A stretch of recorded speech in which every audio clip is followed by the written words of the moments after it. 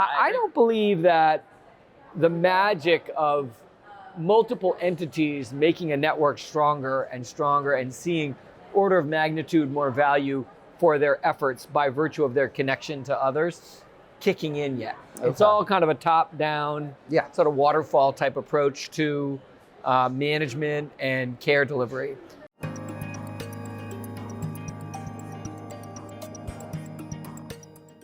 So I've known you for quite a while. Yeah. Since you're back doing the More Disruption Please up at your campgrounds. You were a More Disruption Please entrepreneur yourself. I was, yeah. I was trying to do something around mental health and medication adherence at the time. That was a great experience. You might have been early. It's all the rage right now. Yeah, I've noticed. Definitely, we were definitely a little early for that. I don't think the market was ready because everybody was doing EHRs at the time. That's right. You guys were solving the problems that everybody cared about. Obviously, a lot has changed since then. You're no longer with Athena Health. Athena Health has gone through new management twice, or new ownership twice since you've been gone. Yeah. So we can stay clear of the Athena Health stuff unless there's anything you want to talk about there. No, still a great company, I think. Yeah, they seem to be doing really well. And you're now doing Zus Health. Yeah. So tell us a little bit about how your experiences working with Athena led you to want to create Zus Health. Well, Zus was all the things that seemed really hard to do at Athena, or is all the things that seem really hard to do at Athena. Athena serves more of the traditional office-based provider, health system and medical group. Those customers want to control their own data, are a little cautious about sharing it. And how the architecture of Athena is very much around people who have a visit to the office as their center of gravity, ending in a medical claim. And what I have found to be exciting and interesting is the arrival now of thousands of companies that aren't oriented around the visit to the office and aren't oriented around the sort of the atomic unit of their world is not the medical claim. Yeah. Companies that monitor drug adherence with lots and lots of Jiminy Cricket-like texts and videos and support nudges. Companies like Whoop and Noom and Calibrate that help you with weight and all those Worried Well services and apps. Yes, the Worried Well, as it sort of touches the blood-brain barrier of traditional medicine. Yeah. And the research has been clear for years, but now we're starting to see it turned into practical businesses. If you do Worried Well, you get less expensive on the intervention medicine side. Surprise. And so all of these companies are, by their nature, right? They're focused factories, they're narrow, and they are very much interested in federating medical data. They don't want to build a moat around themselves. They want to integrate themselves into care experiences of patients nationally and across many specialties. So they are happy to work in a kind of on a shared record. So Zus has built the tools for that kind of company. So it's a national master patient index. It's a national longitudinal data record, a vault for every American. And then it's a series of APIs to build out tools like patient relationship management, a registration, intake, referral, all the things that these new companies have as their sort of operational center of gravity. We go and deal with the old med world. We go get the claims and the charts and the scripts and the labs and bring them in so that these guys don't have to deal with it. And then we provide a really highly performant, Fire native operational data platform to build on. Okay. So how many people have you had building on it? Do you have anyone actually developing on Zus yet, or is it There's early a days? sandbox that you're all welcome. Zus.health, ZUS.HEALTH. And there's about 50 companies in there now. Okay. We've got one that signed a contract today, which we're excited about. And we're hoping that we'll get a few dozen by the end of the quarter, just getting those early stories built on the platform. Yeah, just showing success, getting people to work out any of the kinks that you may not have can't handle yet. too many customers because we want the ones that start to be very successful. So we're a little sheepish about too much PT Barnum at this stage. Yeah, no, that makes sense. So there were a couple of themes that this brings to mind as we're looking at the whole industry writ large, that it sounds like your solution can address. And that is the concept of omni-channel care and reconciling when patients are visiting multiple disparate systems, virtual care, Right. in-hospital care, urgent clinic, whatever. Right. So that's your omni-channel side. And then there's the virtual care side. And what's going on with Which maybe is enabling just its virtual own care and channel. consumer engagement. Yeah. We did this big meaningful use based push. Yep. Clinical term of art, meaningful use. I'm not sure how meaningful it is, but It was legally meaningful at the time. Yeah. It got things to happen. More meaningful than not doing it, maybe. Yeah, exactly. It got things to happen. But you ended up with many, many, many people who sort of think of themselves as the system of record, the center of gravity for a patient, even as we just discussed, all these other approaches to care blossom up around those centers of gravity. And so what I think established providers are going to struggle with is if somebody's an omni-channel patient, if somebody is touching care both in and outside of their kind of data moat, can they handle them properly with the current technology environment, or do they need to refer to some sort of system of patients record as opposed to system of buildings record? We're trying to get rid of the systems of record. I mean, this is something you probably remember us talking about for a while now. Sure.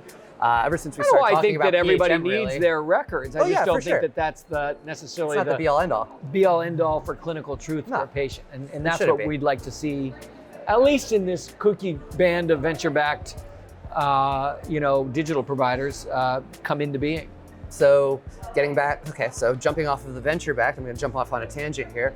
Before we started recording, we were talking about health and HIMSS and the potential fight brewing between the two of them. And you just came from health, so you want to give me a little of your I've been to of your HL, hot I've been to takes on the Health both? and Vive, and now I'm at HIMSS. Yeah.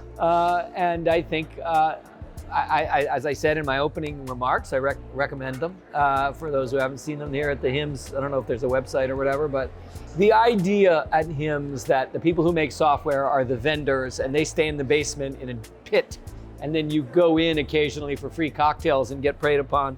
Then you go back up into the lofty classrooms for PowerPoint of truth about what we should do is a little backwards. I think that technology moves at orders of magnitude faster pace than care protocols, and probably the two groups should kind of get together. And what I think is interesting about these digital health companies and the HLTH conference that seems to cater to them is that they don't have that stark delineation between Were you at the Boston sort of one? the software makers. I was, yeah. It was And definitely broken apart for that one.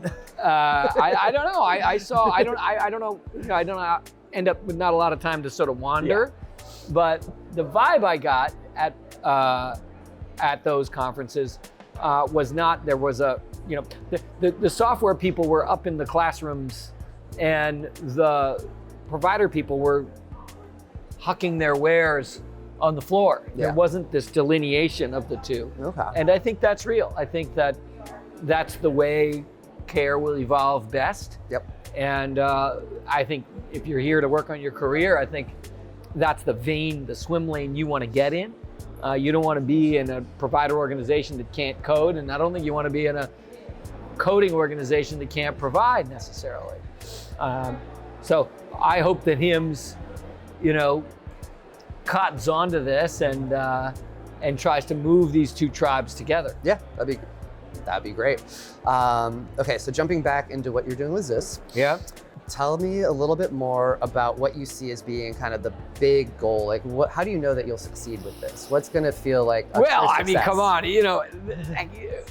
the great thing about entrepreneurship is success. You never succeed, right? You just clear the next false peak so you can see the peak that lies beyond, and then start on But your you're also climb up. you're a repeat entrepreneur, so you've been through the cycle a few times. It You know is- that there's always a point where you feel like you have succeeded with this venture. Well, you're right. So, obviously, Zus, we wanted to get funded. Check.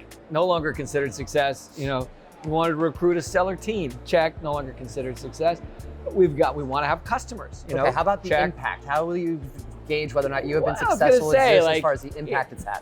I would like to see, I don't believe that healthcare has experienced network effect.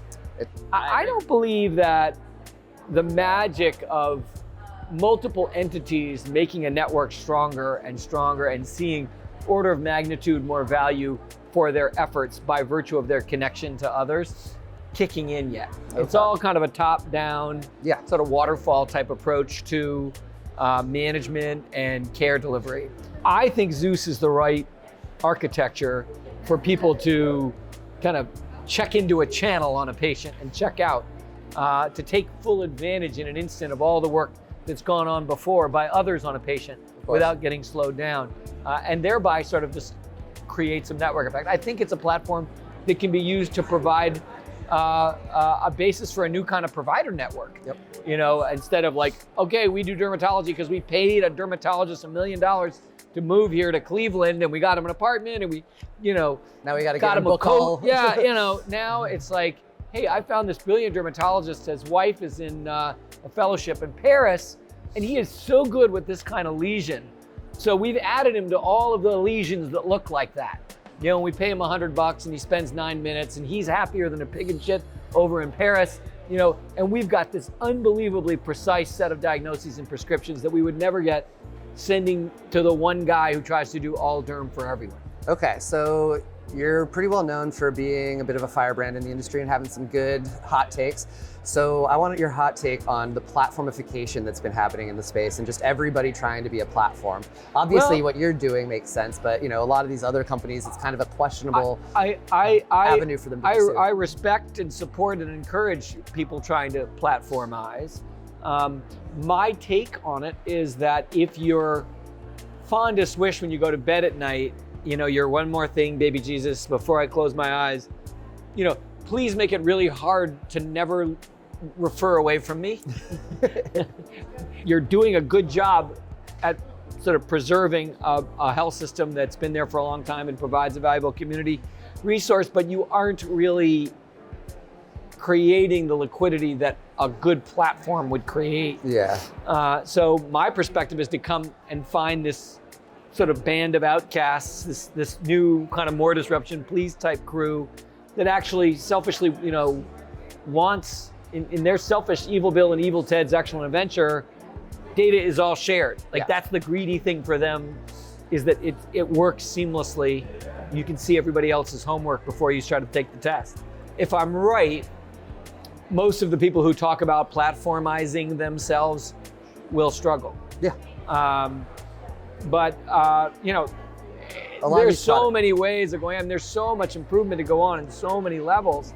You know, Innovacer, where I'm on the board, you know, they have a unified data model across all their customers.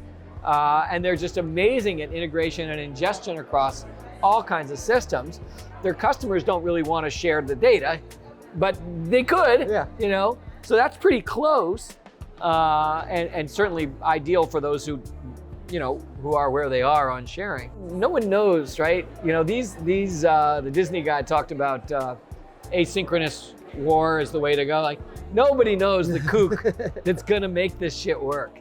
And you know, maybe I'm already too fat and well-heeled and you know, get too many interviews too early in my company's life cycle to be the one to do it. I'm certainly trying to be scrappy and trying to be focused on a narrow, you know, use case and make that viral growth happen. But we'll see. There might be another guy down the hall here who's going to do better. So how does what you're doing compare to some of these other data plays that are trying, like Truveta, or what Epic's doing with Cosmos? I guess Cosmos is all de-identified and it's more about the data play. So how is what you're doing going to be either competitive or complementary to that? As one would imagine, right? The data is sort of where it is. In this world where the atomic unit upon which everything is built is the claim, there are charts and other piles of data that feed the creation of claims that people try to monetize and use for all kinds of things. The claim is actually kind of a crappy it's terrible. Sort of echo of care. And the care is a crappy echo of symptoms, right? You're in there all day feeling something and it's getting a little worse. Is it getting worse? I can't tell. God, it's really hard to pee today. Like, is that neat? You know, that's going on and then all of a sudden it's all kind of crunched into a 7-minute moment with your pants down on wax paper with a doctor. You know, it's like, and then the doctor takes the 7 minutes and tries to crunch it into a code Yep. with a bunch of backup codes that explain why that code and not some other code, right? And then that data, that weird crunch up of a crunch up of a crunch up, that's the data that everybody's fighting over. Well, they are like, now. Have at it. You know, I don't know. What I'm more interested in and what the center of gravity, the atomic unit of these digital health companies, is that continuous feeling. How are you feeling now? How are you feeling now? What's your blood glucose now? What's your blood oxygen level now? Samir's here. Like, is mom moving around today? Is she moving faster, slower? Is she kind of holding on to the furniture a lot? That's the stuff that doesn't make it to the chart. That's the stuff that will really evaluate whether this or that drug works, or this or that rehab works, or this or that doctor's any good. That's the stuff that we don't have yet. So I'm sort of like, hey, you guys keep the claims and the CCDs. Like, those are all now sort of legally required sharing, and we're going to share them too. And we aren't going to sort of guard them, you know, like Golem and say, ha, you know, I have more cancer people than you, you know. What I'd like to do is encourage these new providers to get everything, just all of it. Don't worry about separating signal from noise. Give me the signal and the noise. And now we'll start to learn from it. Now we'll start to get upstream on the cause of disease and the effectiveness of care. So how do people reach you if they want to get a hold or learn more? Jay Bush at Zus Health, ZUS, so that I can trademark the name Forever Famous. Okay. All right. Well, it's been Thanks, great seeing you John. today. Good to see you again, bud. Thank you, guys.